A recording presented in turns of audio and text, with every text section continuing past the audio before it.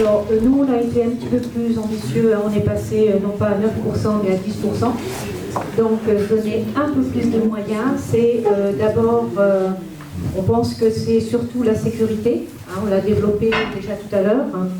Donc, je ne vais pas trop insister, vu qu'on n'a que 2 minutes, mais être très, très attentif à améliorer tous les éléments pour ne plus avoir à souffrir de ce sentiment d'insécurité en ville, mais également intervenir pour développer l'apprentissage, savoir pour le programme notamment, savoir rouler, qui est issu du plan vélo 2018, c'est-à-dire apprendre à rouler, cette formation avant l'entrée au collège.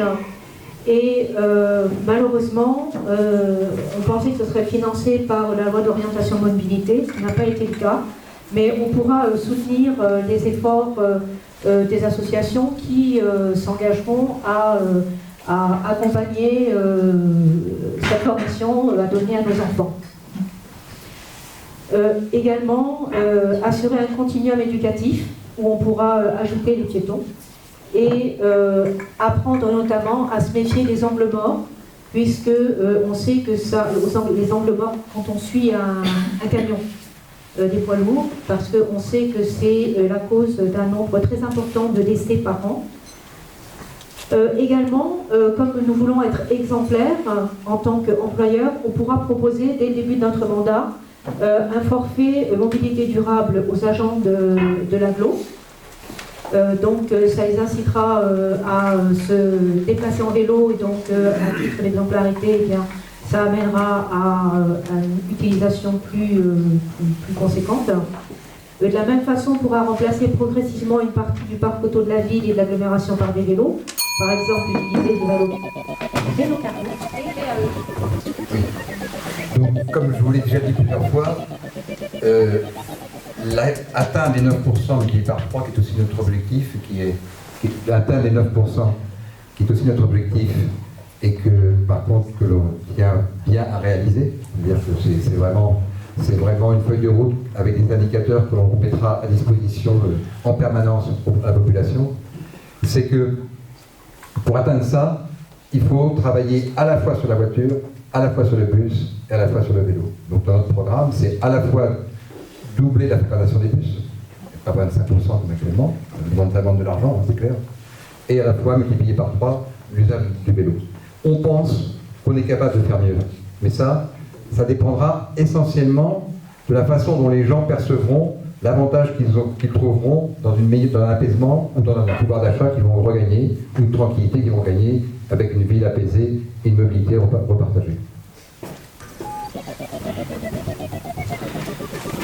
Je me méfie beaucoup des calculs on va arriver à 30%, ceci, cela, alors que demain, déjà, notre monde qui vient d'être préparé par nos dirigeants nous empêche même de savoir ce que nous gagnerons comme retraités, parce que gagneront les retraités plus tard.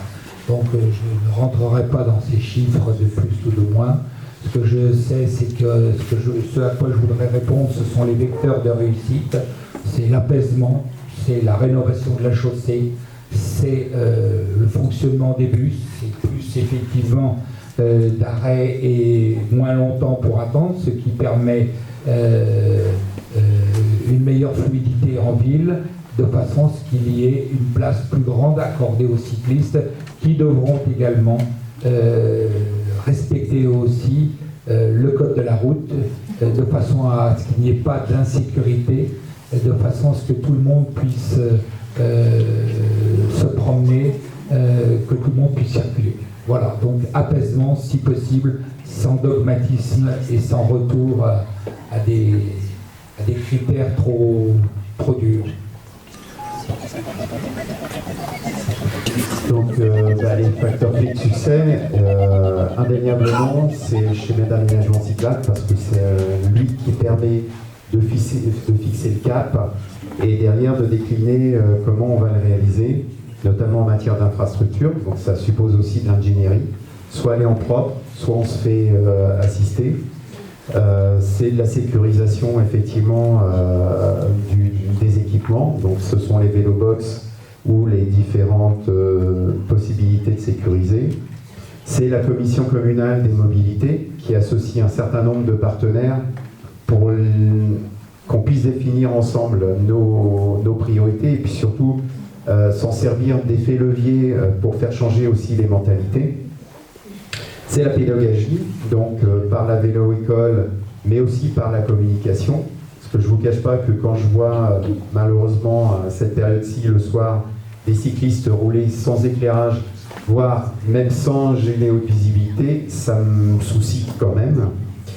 Et puis on ne peut pas oublier non plus que la mobilité aussi en bus est un effet levier au travers des parkings relais par exemple, où on peut encourager au travers de ça le report modal. Et pour finir, puisqu'il me reste quelques secondes, je pense qu'effectivement l'objectif de 9% peut paraître ambitieux. Il y a forcément une certaine inertie au démarrage, mais à partir du moment où la dynamique est enclenchée, on peut espérer aussi aller beaucoup plus vite. Merci. Donc la soirée s'achève. L'association Bio Vélo vous remercie.